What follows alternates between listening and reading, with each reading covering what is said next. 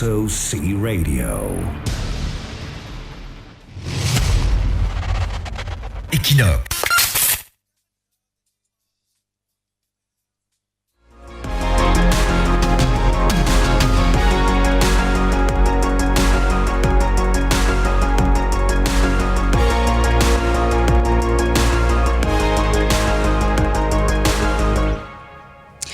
Mesdames, Messieurs, bon après-midi. Très heureuse de vous retrouver sur ce plateau de Quotidien Santé pour une nouvelle émission, notamment sur Equinox Multimédia. Alors, ce jour, nous intéressons comme toujours aux maladies cardiovasculaires, notamment au cœur.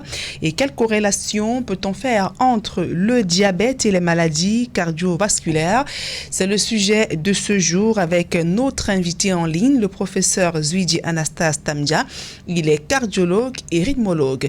Également avec nous, avant d'entrer dans le vif du sujet, nous accueillons, comme toujours, Florence. Bon après-midi. Bon après-midi Nadine, bon après-midi professeur, bon après-midi également à nos téléspectateurs, auditeurs et internautes. Nous faisons également un coucou à notre réalisateur de ce jour, Ephrem Imele. Alors, en ligne, professeur Zwidi, bon après-midi. Oui, bon après-midi Nadine et Florence, et bon après-midi à nos auditeurs et à nos téléspectateurs. Alors, la première question que je vais vous poser ainsi, d'abord, à quoi est dû le diabète, professeur? Oui, alors le diabète, c'est une maladie qui se caractérise par une augmentation du taux de sucre, ce qu'on appelle le glucose, une augmentation du taux de sucre dans le sang. Oui. Et c'est généralement dû à un dysfonctionnement d'un des organes qui gère en fait le sucre dans l'organisme. Et cet organe-là, ça s'appelle le pancréas. Alors donc, quand il arrive une situation où la quantité l'insuline c'est l'hormone qui est chargée de gérer le sucre dans l'organisme, quand la quantité ou la qualité de l'insuline sécrétée par l'organisme n'est pas suffisante, et bien, ça va se caractériser par une augmentation du taux de sucre et puis on va parler du diabète. Et donc comme ça, il y a deux types de diabète. Il y a le diabète de type 1 qui est une situation dans laquelle la quantité d'insuline est vraiment faible et parfois elle est quasiment nulle. Alors c'est un diabète qui va toucher les individus très tôt dans l'enfance. Et puis il y a le diabète de type 2 qui est le diabète qui va survenir généralement après aux 35-40 ans. Mais de plus en plus, on voit même des sujets de 20-25 ans qui ont le diabète de type 2. Mais globalement, il faut retenir quand même que c'est après, à partir de 30 ans, qu'on voit ce type de diabète-là généralement chez des personnes qui ont un peu de poids ou qui ont d'autres facteurs de risque cardiovasculaire. Et ce diabète-là, c'est plus un problème de la qualité de l'insuline. Mais dans tous les cas, que ce soit l'un ou l'autre, c'est toujours un problème d'insuline et une incapacité à gérer le sucre. Et justement, concernant le sujet qui nous intéresse ce jour, le lien, quel lien a-t-il entre le diabète et le cœur, précisément? Alors, le diabète, c'est avant tout un facteur de risque cardiovasculaire. Oui. C'est un facteur de risque cardiovasculaire et je dirais même que c'est le facteur de risque cardiovasculaire majeur. Quand on parle de facteur de risque cardiovasculaire, ça veut dire que c'est une situation qui va favoriser la survenue des complications au niveau du cœur et ou des artères. Et donc, c'est ce qu'on appelle facteur de risque cardiovasculaire. Donc, le diabète, le simple fait d'avoir le diabète par rapport à la population générale, eh bien, on voit le risque de faire une maladie du cœur et ou des artères augmenter d'au moins 3 à 4 fois. C'est-à-dire que, par exemple, quelqu'un qui a un diabète va avoir 4 fois plus de chances de faire une maladie comme la crise cardiaque ou alors de faire un problème comme un AVC par rapport aux sujets qui n'en ont pas. Et donc, il y a d'abord ce fait-là. Le diabète, c'est un facteur de risque cardiovasculaire majeur. Ainsi donc, le diabète va pouvoir, lorsque le taux de sucre est élevé, s'il n'est pas soigné de façon efficace, si le taux de sucre n'est pas essayé de contrôler de manière efficace, ça va pouvoir entraîner des complications d'abord au niveau du muscle cardiaque lui-même. Ça peut entraîner des complications au niveau du muscle cardiaque lui-même qui peut devenir faible et finir par ce qu'on appelle une insuffisance cardiaque, donc une fatigue du cœur. Ça va aussi entraîner au niveau des artères, et ça c'est très important.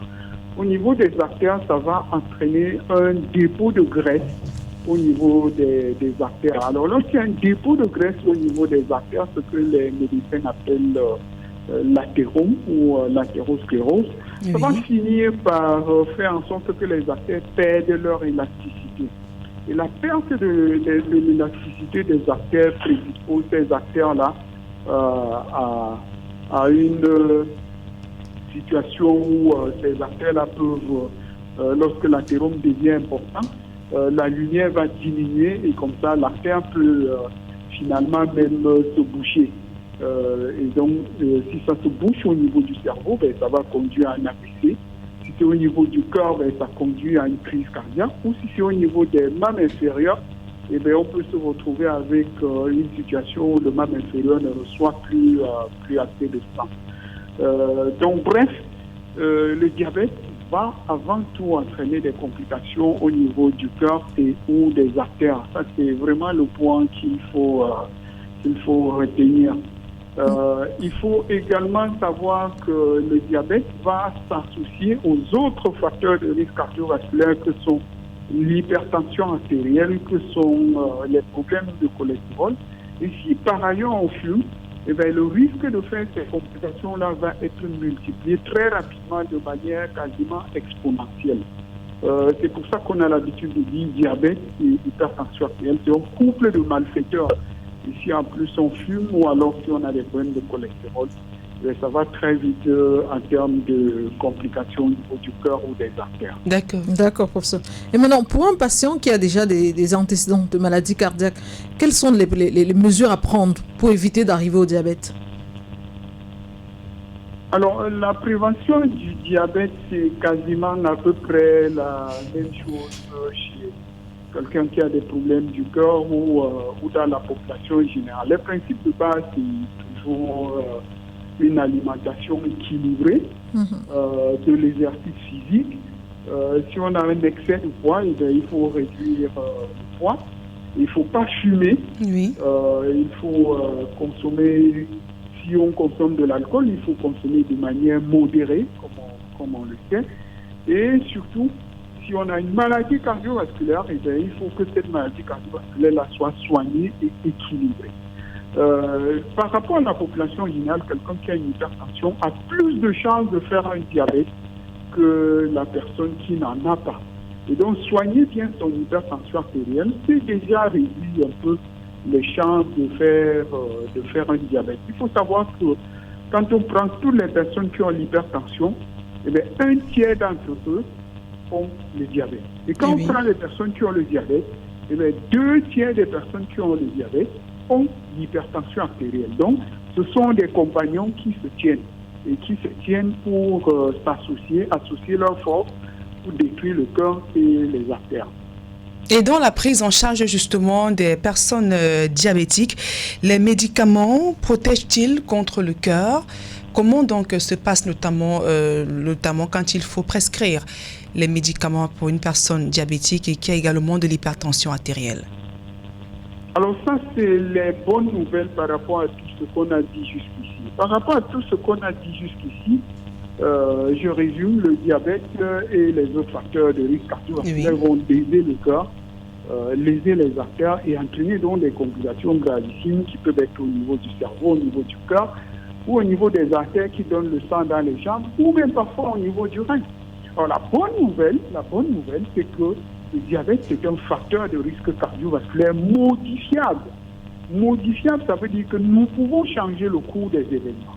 Ça veut dire que si on a un diabète et qu'on suit bien les conseils d'hygiène de vie, on consomme pas de l'alcool ou alors on en consomme modérément, on ne fume pas, on fait de l'exercice physique de manière régulière, on a une alimentation équilibrée et on contrôle son poids. Et si en plus on nous a prescrit des médicaments, le fait d'appliquer toutes ces mesures-là réduit de manière très significative le risque de voir des lésions survenir, des complications survenir au niveau du cœur ou des artères. Donc c'est très démontré aujourd'hui que le fait d'adopter une bonne hygiène de vie et de prendre ces médicaments, de suivre ces rendez-vous, de s'assurer que notre taux de sucre est contrôlé, Oui. Ça va permettre de réduire les chances d'avoir les complications cardiovasculaires. Et même quand ces complications-là sont déjà là, il y a une grosse différence entre les personnes qui suivent ces conseils-là et qui prennent leurs médicaments et les personnes qui ne sont pas observants à leur traitement. Donc il y a un bénéfice net et indiscutable. D'accord, professeur. Et comment doit se comporter la personne qui est prédisposée au diabète, étant donné qu'on sait que le diabète a plusieurs facteurs de risque? Si une personne est prédisposée, quelles sont les précautions à prendre par cette personne? Alors, vous faites effectivement bien de parler de cette situation qu'on appelle parfois le prédiabète. Alors, le prédiabète, c'est quoi? C'est un peu effectivement une personne chez qui le diabète n'est pas encore entré, le diabète toque encore à la porte.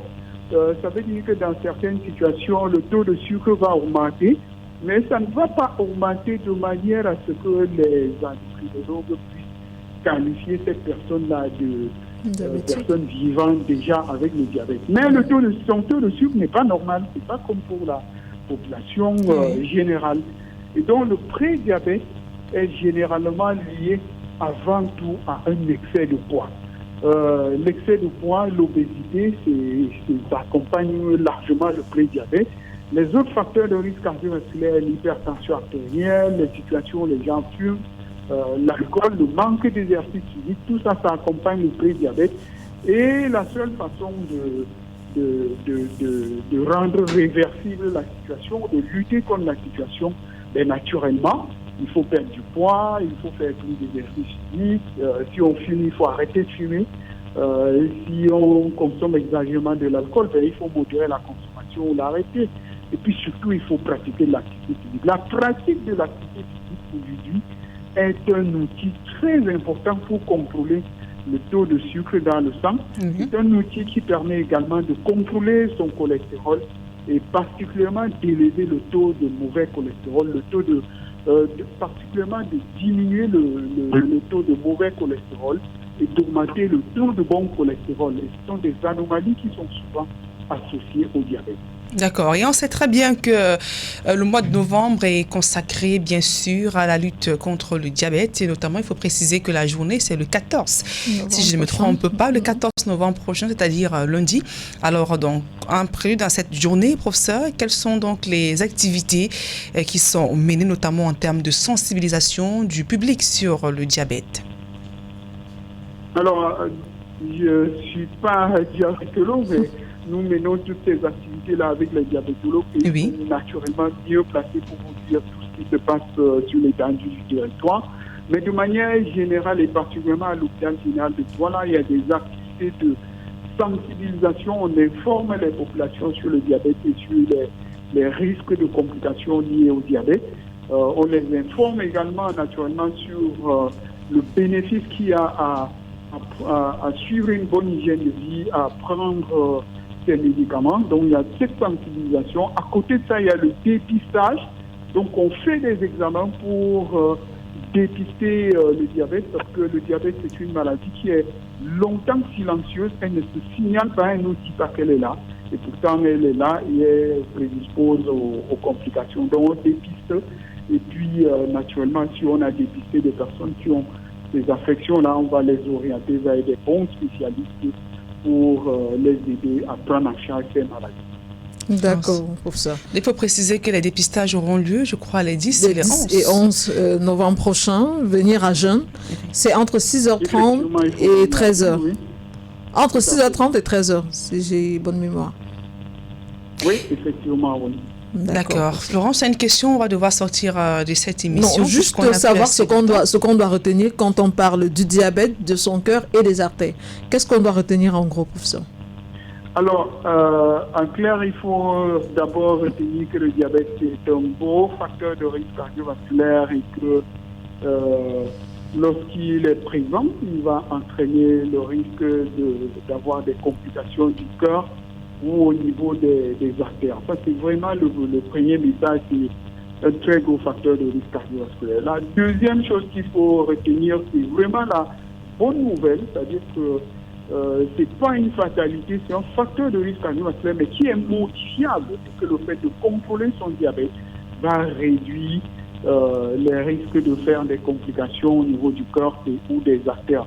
Et si on est en état de pré-diabète, eh bien là, le respect de l'hygiène de vie telle que nous la connaissons va réduire les chances de faire un diabète. Si on a la chance qu'on n'a pas encore un diabète, on n'est même pas en état de pré-diabète, eh bien, l'observation d'une bonne hygiène de vie peut éloigner pendant très longtemps le risque de voir un diabète survenir et donc par conséquent préserver notre cœur et nos artères. Alors, si on comprend très bien, il y a une très grande corrélation entre le diabète, les maladies cardiovasculaires, et dont les personnes diabétiques présentent un risque accru, notamment de faire des maladies du cœur ou encore un AVC, donc d'où l'importance de contrôler son diabète. Professeur Zuidier, merci d'avoir répondu à nos questions. Merci Nadine, merci aux téléspectateurs et aux auditeurs d'Equinox. C'est toujours un réel plaisir de vous avoir sur les antennes d'Equinox Multimédia ou encore d'Equinox Radio et Télévision. Passez donc une agréable journée, notamment à l'hôpital général de Douala, où vous allez bien sûr poursuivre vos consultations. Merci, tout le plaisir est partagé. Au revoir. Au revoir Florence, au revoir. Merci également à notre réalisateur de ce jour, Ephraim Ibélé. On se retrouve vendredi puisque demain, jeudi, ce sera bien sûr la version en langue anglaise. Mesdames et messieurs, portez-vous bien. N'oubliez surtout pas que votre santé n'a pas de prix.